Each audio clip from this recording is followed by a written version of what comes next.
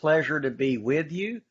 So, if you recognize the accents, howdy again. If you don't recognize the accent, I'm sure you won't forget it. So, this morning we're going to be going over screen share. All right, we're going to be talking about endpoint detection and response. So, for anybody that is not familiar with Enable, we've been around for quite a while. We have over 1,400 employees delivering products, services, and support to our 25,000 MSP partners who themselves are providing services to around 600,000 small and medium businesses with over 8 million devices under management. Our portfolio of products include our Cove Data Protection. It's a cloud-first backup solution that provides data protection for workstation servers, M365 mailboxes, OneDrive, and SharePoint. We have our RMM and N-Central, which are our remote monitoring and management platforms with hosted and self-hosted options, MSP Manager and Take Control, which are our PSA and remote access tools, respectively. Then we have our products that are part of our security stack, EDR, which I'll be talking about today, DNS filtering, MailAssure for mail security and filtering, and Passportal, which is our password management and documentation platform. Today, of course, we're focusing on EDR. So, well, what is EDR? Well, it's in the name, endpoint protection and response. If you've seen a cyber liability insurance questionnaire asking for next-gen AV or wondered what an MSSP would be using for their managed detection and response services, EDR is one of the solutions that would qualify for that. Be sure to head to the breakout room later if you have any questions about nuts and bolts of how EDR works. But right now, I'm going to be covering core functionality. EDR serves three main roles: threat prevention, threat detection, and threat response. For threat prevention, EDR has static-based detection engines that are blacklisting and more that catches threats pre-execution. So flat files on a system before they've had a chance to do anything. Then there's threat detection, which is where EDR uses behavioral AI-driven engines to detect malicious activity in real time as processes execute. This change in perspective from trying to predict if a flat file on the system will do a bad thing in the future versus instead monitoring what happens to a system in real time to decide if the behavior of a process passes a threshold and becomes a threat is what allows EDR to have such high efficacy whenever it comes to detecting threats that take advantage of 0 days or ransomware or other novel attacks. Finally, there is threat response. After EDR qualifies something as a threat, it can take action against it. Everyone here should be familiar with kill and quarantine behavior, but the remediate, rollback, and containment responses EDR is capable of may be new.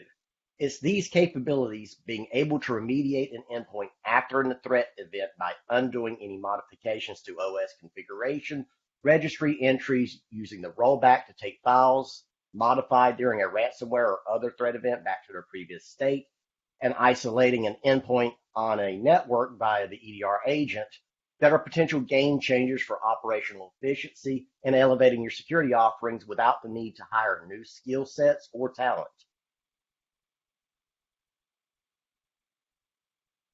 So what we're going to do is, to illustrate this, I'm going to go through two quick incident response scenarios. First, let's look at how it might go with using a traditional AV. Here we see that at time 0, a threat event is detected and on the endpoint, at which time the AV should then kill and quarantine the threat. An alert is generated, and depending on your ticket routing, within about 15 minutes, a responder should know that this event occurred. That responder then needs to perform intelligence gathering. First stop is going to be the dashboard for the AV, which will have the time, the path for the malware payload, a generic descriptor name, and the action taken. But that'll probably be about all that'll be available to them. Due to this limited intelligence, the responder will then need to go to the endpoint and begin manual investigation to determine what else may have happened during this threat event. They're likely to interrupt an end user's productivity while doing this, and the quality of the intelligence gather is going to be limited. Most responders are not going to have the skills, tools, or time to truly understand what happened during this threat event, so they'll have to revert to spray and pray tactics in the form of repair tools, cleanup utilities, system restores, running malware scans, or just reloading the endpoint.